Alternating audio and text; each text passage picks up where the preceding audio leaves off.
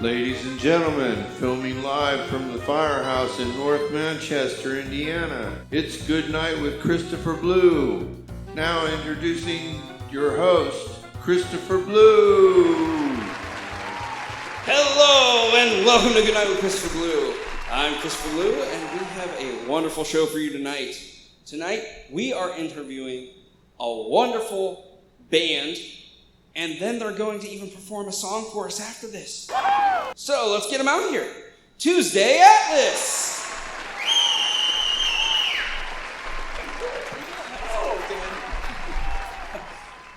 you doing? Good, man. How are you? Good to see you. Thank you. That's great. Tuesday Atlas.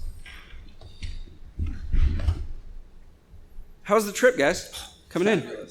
Fabulous. Fort Wayne. So that mic, you might need to get it a little closer. There you go. Better? That's better. All right. Also, something I have to tell my guests all the time. You talk to the side of it. You don't talk to the top of it. Yeah. Absolutely. Wonderful. You guys are used to those kind of mics. Yeah. So, Tuesday Atlas, you are probably the first guest that I've had on this show where I did not have pre-approved questions. Oh, this is exciting. Yeah, normally when I have a guest, I'll send them out some questions. Yeah. And then we typically go off script anyway. So we are going to do our best with this interview and see where it takes us. Improv, man. Improv, yes. I like to tell people that this show is chaos and there are no rules. So That's perfect. let's do this. First off, what are your guys' names? We know the band's name is Tuesday Atlas. I'm Dakota. Dakota? Skylar. Skylar. I'm Cisco. Cisco. Wonderful names. You know, I don't talk about this often, but my last name is actually Brown, not Blue. Oh, yeah? So my name is Chris Brown, and let me tell you, there's a reason why I call myself Blue on this show. What reason is that? Oh, you know, we won't get into that. But speaking of names, we have Tuesday Atlas. Where did that name come from? I started this project when I was maybe 17 years old. So 17. It's been 10 years now.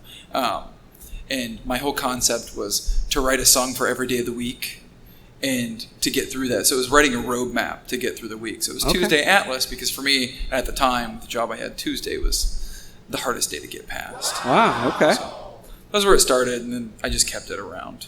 I love that concept. I like That's it. greit. And I just realized that I've answered that question incorrectly every single time I've been asked. How do you answer? You know what? Yeah, I wanna know how Hold you on. Hold on. It's my show. So, obviously, you are the head honcho of this band, and I need to know, how did you come up with the name Tuesday Atlas? There's so much misinformation going around. When I'm asked that question, I've always said that, well, it's a character that Dakota has come up with. It's this female Probably character. more my idea, actually. Was it? Yeah. See, I don't know anything about it. Okay. All right. Shut up. So, you are obviously the brains of the operation. Like, you have the hair. Like, so how did you come up with Tuesday Atlas? Well, it was an idea for the album covers to just kind of have a character that was being brutally murdered on the album covers. And it kept through for the first few releases. We've since dropped that. Stories changed here and there. So, yeah, that's... You know, I don't know if you guys are into comic books, but I'm a comic book fan, and I'm very basic. So one of my favorite characters is the Joker. And, as he says in the comics, if I'm going to have an origin story, it's best to have it multiple choice. So I love that. Which one do you want? Perfect. So you guys, put in the comments below how you think they came up with the name Tuesday Atlas. And we'll Sure. maybe have you guys back on and go through some of those comments. So you said you've been working on this since you were 17, about 10 years ago? Yeah. All right. So is that how long you've been pursuing music, or? Well, Cisco and I started playing music together when we were in middle school. Oh, okay. It was just About 15 years now. Earth Day, and he was talking about his band. We're in 7th grade, and he said, well, I'm looking for a singer in the band. And I'm like, well, I think I could sing. And I did some Guns N' Roses song. Could never do it again, but it worked enough to get him in the band at that point. He started teaching me guitar, and then I just kept playing guitar from there. And he wrote most of the songs while we were in middle school and high school, and then kind of became estranged for a while, and I really started writing my own music for several years, and then we all got back together. Like the palimpsest that everything is, it all builds off of what was already there, and now we all take our ideas and meld them together and write what we have now. So very nice. Like so Cisco, you guys, I'm guessing you came along later, but Cisco, thinking back on the music you did back then, would you still say, yeah, those kids rocked, or would you listen to that and be like, oh, that is awful? No, it was terrible. We're completely self-taught, so it was a lot of trial and error. You think something sounds cool, you go play it for somebody, they tell you it sucks. You go back to the drawing board. That's actually that's when you know you're bad, because mostly people will be like, oh yeah, that's good. But if there's a lot of that too. Okay, I was gonna say, if you were having people like, stop it, guys. Yikes. My grandpa was really honest with us, so we were writing some music. He's like, I don't know what you guys are doing right now, but this is not working. It's good to have those kind of people in your life, though. For sure. I think we just had our capo in the wrong spot at the time, because we were actually getting better at that point, but still, it was nice to be challenged. Yeah, here and there. So, admittedly, I am the worst with names. Don't remind me. I just had it. Dakota. Ooh, you got it. Cisco and Skylar. Dude, you got it. Yes. Okay. Good. Skylar, this question's for you. When did you come along and meet these guys and join their band? So I met Dakota when we were 14. And then through Dakota, I met Cisco. And it was kind of weird, too. I just walked into English class in freshman year and sat down next to Dakota, and we kind of picked up a conversation that we never really started. It was just like, oh, yeah, we're in the middle of a conversation right now, and it's, going. And we played around a little bit. I had just started playing guitar when I met them, and I kind of switched schools a lot, and then ended up going to college in Bloomington, so about 3 hours away. And so that kind of distance didn't really, it doesn't really work out when you're trying to have a musical project with that kind of distance. But then I finished college and moved back, and honestly, I wasn't really doing anything. I was trying to do a video company, and they were already well established in a band, Tuesday Atlas, and I shot a music video for them, and then was just like, hey, I'll do some of your social media stuff. And then it just kind of naturally progressed until I was part of the band. So what I'm hearing is they were like, yeah, you can come hang out, and you were like, oh, I'm getting in that band. It was kind of the opposite. It was the opposite. Yeah. We were trying to get him around to force him into the band, is what it was. Every time I go down to Bloomington, I'm like, will you just move back already? Be in my band. Come on, please. You don't need to be here. Then Darn Good Soup closed, and why else would you be in Bloomington? There's no reason to stay in Bloomington once Darn Good Soup closed. Yeah. Not a single one. Well, I fully believe that when you can't find help, force your friends. So that's, I love that. So you guys have an album already out. What is the name of this album? It's called The Stone Tape. The Stone Tape. Yeah. Okay.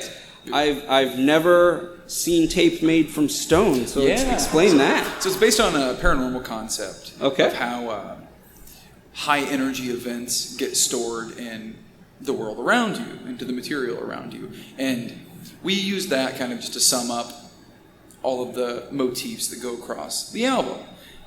Most of the album was written over the course of probably 4 years, and when you're in your early 20s, late teen years, I shouldn't say you or anyone else, I was angsty. Yeah. I wasn't a very happy person.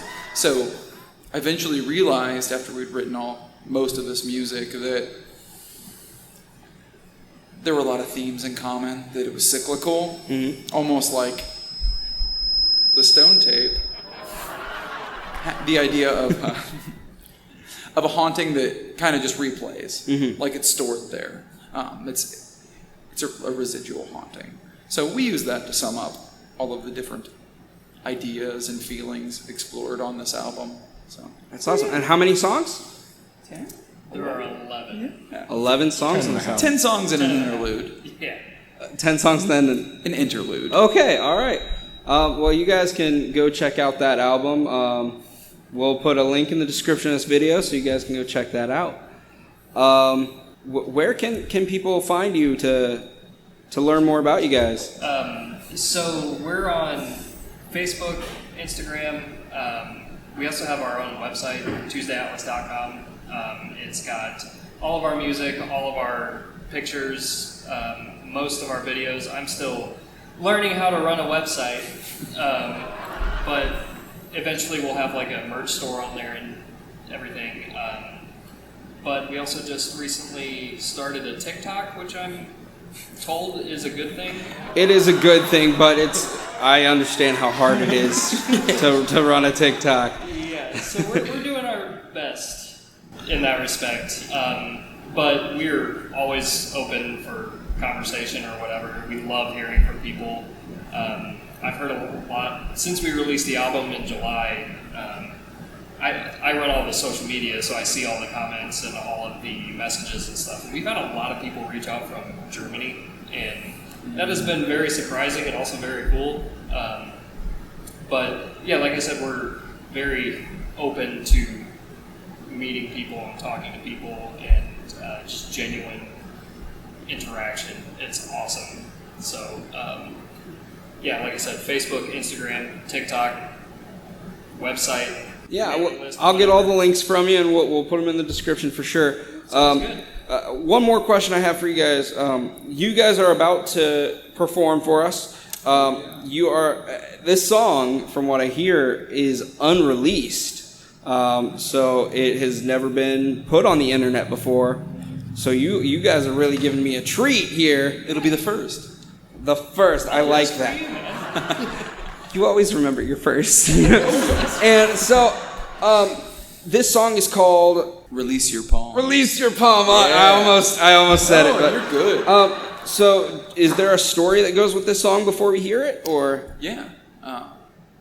So the next body of work we're doing is about realizing your own personal problems that you're going through and letting go of it. And that's why it's called Release Your Palms. You're just kind of letting go of everything you grasp onto, because it can really it weighs you down. It can weigh one down. I'm not saying it weighs you down, but it weighed me down. Yes.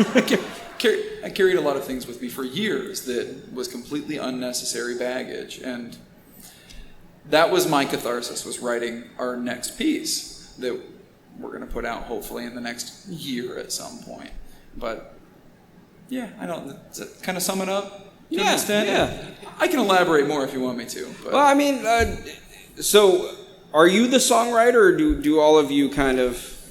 We all work together, but usually I end up starting it. Occasionally, well, Cisco started a lot of the songs over the years, but I end up writing all the lyrics and all of the vocals. Skylar writes all of his own parts. We all write our own parts, but I'll usually bring a skeleton forth, or Cisco will, and we'll build from there. So the song we're about to play really sums up everything we've put out up to this point, about how your fears can get in the way. And eventually, to move on and to discover what you want to do, you have to let go of it. I love that. And I lied. I do have one more question. Because it's chaos. I'm excited. So we've interviewed Stephen Waldick, who wrote the music for our show. You want to see that episode, click the card. And he says when he composes a song, he starts with a seed. You know, he starts with a small thing and just kind of lets it grow into what it's going to be. All of you, or one of you, what would you say would be the seed of Release Your Palm? Cisco's the seed for this one. He wrote the bass line for Release Your Palms. I didn't remember. And then I wrote the guitar riff, and we jammed on that for a couple months. Yeah, a couple of months, and then the vocals just kind of started to populate on their own. They just started to come forth. I didn't really have to put much thought into writing this one. Only when we took it full band. with our drummer. Did we really have to think about the dynamics? But the acoustic version came really naturally. So you do have a drummer? We do have a drummer, yeah. Where are you, drummer? Where's he at? Wabash? He's a working Long time. He's a working boy. He's a you know what? You gotta pay the bills. He's got a lot going on. You gotta pay the bills. Well, thank you guys so much for coming on to the show. I'm excited to hear this song. So I guess take it away, future Chris. Now introducing our musical guest. Put your hands together for Tuesday Atlas singing their unreleased song, Release Your Palm.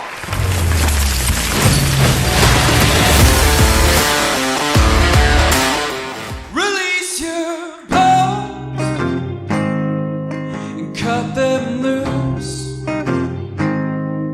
It gave us youth. It gave us youth.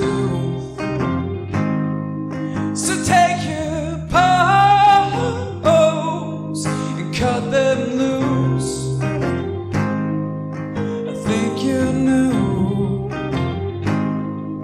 it followed you. So now we'll demonstrate how quickly fear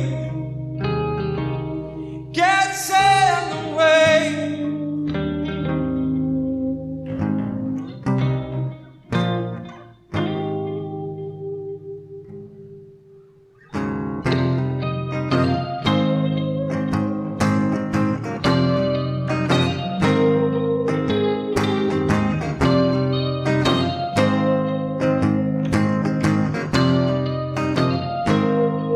So take your palms and cut them loose. It followed you, that you knew. So take your palms and cut them loose. It followed you. It follows you. So now we'll demonstrate how quickly fear gets in the way. And there's a ghost inside our brain. It takes our fears, place like away. But don't you play with ghosts. Oh, bide your time when you pray with ghosts. You toe a heavy line with faith in everything.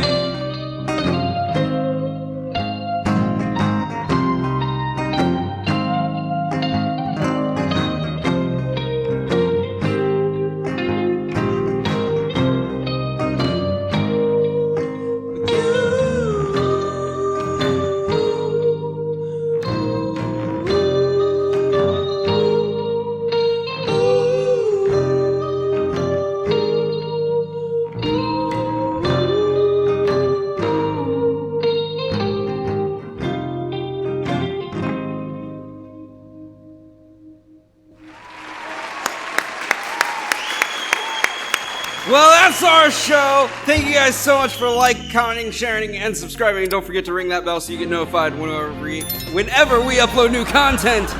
Be sure to click the link to see more of these guys. Until next time, good night, my sweet baby angels. I'll see you tomorrow.